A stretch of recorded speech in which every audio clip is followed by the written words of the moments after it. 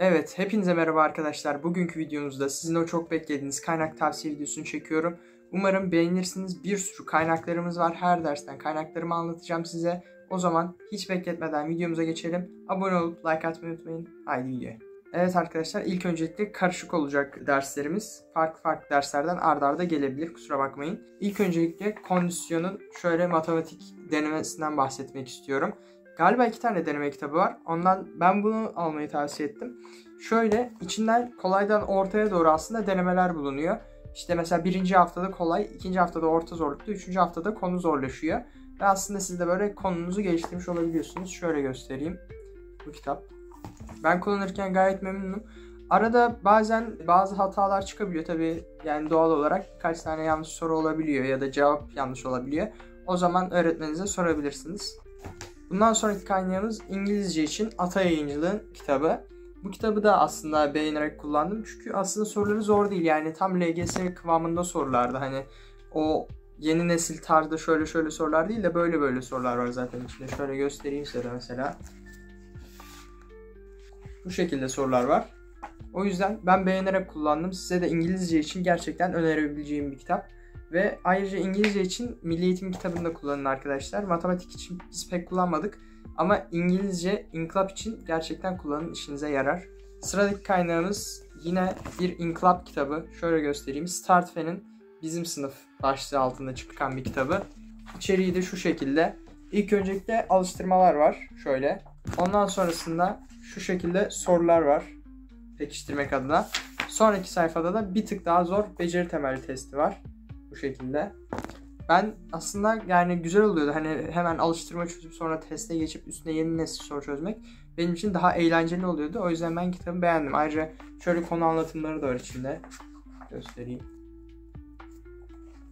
O yüzden ben beğeniyordum açıkçası. Bu kitap da böyleydi. İnkılap için verdik, İngilizce için verdik, matematik için verdik. Sıradaki kitabımız din kültürü için arkadaşlar. Şöyle bir kitap. Palme Yayınları'nın Din Kültürü Haftalık Kazanım Kavrama Denemeleri. Yani aslında deneme oluyor, bir nevi haftalık deneme oluyor. Şöyle içeriğinde göstermek gerekirse içeriğinde onar sorular var. İşte mesela 1'den 8. haftaya kadar 1. ile 8. ünite değerlendirmesi de var mesela. Ondan sonrasında şöyle bir denemesini çıkaracak olursam şu şekilde.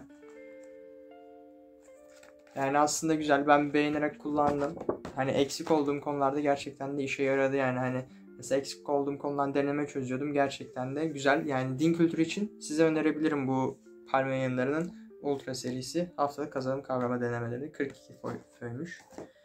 Şimdi matematik geliyor. Bilfen Yayınları'nın matematik kitabı. Bunu da gerçekten severek kullandım. Bunda da yine kolay orta zor şeklinde aslında sıralanıyor testler ve ünite sonu soruları oluyor. Kolay orta zor olduğu için ilk başta kolay sorular gerçekten kolay diyorsunuz. İşte orta soruları güzel çözüyorum falan. Zor sorulara gelince gerçekten de hani o hissi alıyorsunuz, yani hani gerçekten de bu zor soruymuş hissini alıyorsunuz. Şöyle göstereyim. Şu şekilde. Gerçekten de güzel soruları var. Bu kitabı da çözmenizi öneriyorum arkadaşlar. Ben severek çözdüm. Yine ünite sonu testleri ve genel değerlendirme testleri de mevcut. Sonda da deneme sınavı varmış. Ondan da bahsedelim. İnkılap'tan gidiyoruz. Yine Kurmay Yayınları'nın haftalık kazanım kavrama denemeleri mevcut İnkılap için. Gerçekten de bunu da severek kullandım. Yine 10'ar sorudan oluşuyor. Bu da aynı şekilde. Ve 44 föy var. Gerçekten de hani etkili, LGS'ye benzer sorular ya da o mantıkta sorulmuş sorular mevcut içerisinde kitabın. Gerçekten de yine bu da güzel bir kitap. İnkılap için eğer kaynak düşünüyorsanız bu kaynağı bir düşünün derim. Şimdi yanımda paragraf kitabı var. Şu şekilde. Karışık 18 yayından 18 tane deneme var içinde arkadaşlar. Sonrasında başka farklı yayınlar mevcut. Bu yayınların paragraf denemeleri içinde var.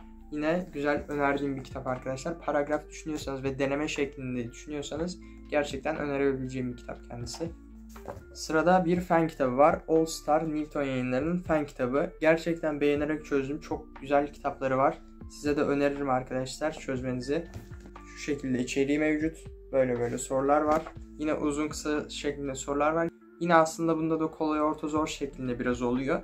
Sorular biraz daha anlamaya yönelik sorular arkadaşlar. Yani aslında okuyup anlamanızı da test ediyor burada. bir kelimeyi kaçırsanız soru yanlış oluyor. Tam LGS'ye benzer bir stratejiyle yazılmış sorular gerçekten de. Bu kitabı da fen için kitap düşünüyorsanız şöyle göstereyim. Öneririm, Fen Bilimleri All Star çözülebilir beceri temelli. Ayrıca arkadaşlar bu kitabı da orta seviye için öneriyorum. Önceki videolarımı izlediyseniz 10-15 net arasındaki öğrencilere orta seviye kaynak önermiştim. Önceki videomu da i butonundan şimdi izleyebilirsiniz. Şimdi geldik tüm dersler altılı denemeye arkadaşlar. Bu da birinci döneme ait bir deneme. Birinci dönem bittiğinde ikinci döneme geçtiğinizde alabilirsiniz. Zaten o zamanlarda da ben video atmaya devam edeceğim. Tekrardan önereyim size. İçinde Paraf Yayınları, Özdemir Yayınları, Yanıt Yayınları, VIP Yayınları, Paylaşım Yayınları, bir de Strateji Yayınları'nın genel denemeleri mevcut. 90'ar sorudan yine güzel seçilmiş sorular mevcut içinde arkadaşlar. Video çözümü ve mobil kütüphanesi de var arkadaşlar. Video çözümü olması gerçekten de önemli. Buna dikkat edin kitap alırken. Sırada bir Türkçe kitabı var arkadaşlar. Şu şekilde göstereyim. KKD yine. Kazanım kavrama denemeleri 8. sınıf Türkçe için arkadaşlar. Eğer örnek vereyim hani Türkçe için soru hem paragraf hem konu olarak soru çözmek istiyorsanız ve haftalık olarak hoca ile beraber eşit gitmek istiyorsanız size önerebileceğim bir kitap işte 2. hafta, 3. hafta diye kazanımlara göre sıralandırılmış gerçekten. Size önerim bu olabilir Türkçe adına. Evet, yanımda bir diğer kaynak kitabım Sinan Kuzucu Yayınları'nın Anlam Bilgisi Soru Bankası arkadaşlar. Gerçekten de güzel bir kitap. Çözmenizi kesinlikle tavsiye ediyorum. İçeriğinde yani gerçekten de benim çok beğenerek çözdüğüm hani evet yani bu soru kesin çıkar dediğim sorular ve çıkan sorular var arkadaşlar içinde.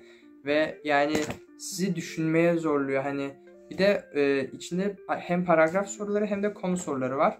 Şöyle içeriğine bakarsak sözcükte anlam, cümlede anlam, paragraf, anlatım bilgileri, mantık muhakeme, görsel yorumlama ve grafik değerlendirme mevcut. Ve şöyle size süre de veriyor her testte. Mesela bazı testte 30 dakika veriyor, bazı testte 20 dakika veriyor. Bu da sizin aslında çözme hızınızı ilerletiyor. Çünkü LGS'de biz süreyle savaşıyoruz aynı anda. Bu kitabı da gerçekten Türkçe için, anlam bilgisi için sadece Türkçe olarak düşünmeyin. Tüm dersler olarak aslında anlam bilgisi bize gerekiyor. O yüzden önerebilirim. Şimdiki kaynağım şöyle göstereyim. Yine Kurmay Yayınları'nın kolay, orta, zor hali arkadaşlar. Matematik olarak. Bunu da size öneriyorum. İçeriğinde yine kolay, orta, zor şeklinde sıralanmış sorular var. Kolaydan başlıyor gerçekten kolay. Ortadan başlıyor gerçekten orta seviye sorular. Zorlaşınca böyle çözerken gerçekten seveceğiniz zorlukta sorular. Hani düşünerek yapılmış. Hani gerçekten de öğrenci bu konuyu anlamış mı, anlamamış mı tarzında sorular arkadaşlar. O yüzden ben bu kitabı kesinlikle de öneririm. Tavsiye ederim. Kırtasiye'ye gittiğinizde bir bakın, ona göre alın arkadaşlar. Video çözümü mevcut yine. Diğer kaynağım Matematik Challenger Yayınları arkadaşlar. Yani Challenger Kafa Dengi Yayınları aslında. Bunu da çoğu kişi öneriyor bildiğiniz üzere. Bu kitabı da ben de öneriyorum. İçeriğinde direkt zor sorular var. Yani bence direkt zor sorular var. Şöyle bir baktığımda tekrardan evet yani konuyu aslında biraz ilerletseniz bile konuyu bitirmeniz gerekiyor arkadaşlar. Öyle soru çözmeniz gerekiyor. Çünkü konuyla ilgili küçük detaylara da giriyor bazen kitap. Üst seviye bir kitap gerçekten de. Ama çözülmesini tavsiye ediyorum. Yeni nesil soruları yapamayan, ilerletmek isteyen kişiler de bu soruları çözmeye çalışabilir. Bu sorularda yavaş yavaş hani işte aynı anda zaten testi bitirmeyin. Bir soruyu çözmeye çalışın, kontrol edin, örnek veriyorum. Ondan sonrasında doğru mu yanlış mı bakın, neden yanlış analiz edin. Tam ona layık bir kitap yani bu kitapta. Diğer kitabımız din kültürü için arkadaşlar. Dinlendiren Defter, Eker Test'e ait bir kitap kendisi. İçeriğinde ilk öncelikle konu anlatımı mevcut. İşte dualar olsun, her türlü şey mevcut aslında. Milli Eğitim kitabıyla birebir çakışan bir kitap. Yani uyuyor birbirine anlamında. O yüzden önerdiğim bir kitap arkadaşlar. Dualar olsun, işte kelime anlamı olsun. Hani kendisi kutucuklarda falan belirtiyor zaten. Ekstra üzerinde bir sürü sorular oluyor içerisinde. Yani soru bankası aslında kendisi. Bir sürü soru mevcut içinde. Size önerebilirim, gerçekten din kültürü adına iyi bir yatırım olur sizin için arkadaşlar. Bakmanızı öneririm. Evet arkadaşlar, kaynaklarımdan biraz bahsettim. Biraz kaynağım kaldı. Onları da bir sonraki videoya yetiştirmeye çalışacağım. Çünkü daha devam var bunların. Bir videoya sığacağını düşünmüyorum. Bu kaynaklar aslında sizin için önemli arkadaşlar. Bunları almanızı gerçekten öneririm. Çünkü bunlar sizi bir üst düzeye çıkaracak kitaplar. Yani başta olsanız bile bahsettiğim kaynaklarda hangi kitabı ne için kullandığımdan bahsettim. Siz de bu şekilde kullanabilirsiniz. Ve sıfırda olsanız bile bir üst kademeye çıkaracak kitaplar çoğu size. O yüzden bu bahsettiğim kaynakları öneriyorum arkadaşlar. Şöyle bir sürü kaynaktan bahsettim. Umarım videomu beğenmişsinizdir. Abone olmayı unutmayın ki böyle videoların devamı gelsin. Bir sonraki videomuzda görüşmek üzere. Hoşça kalın.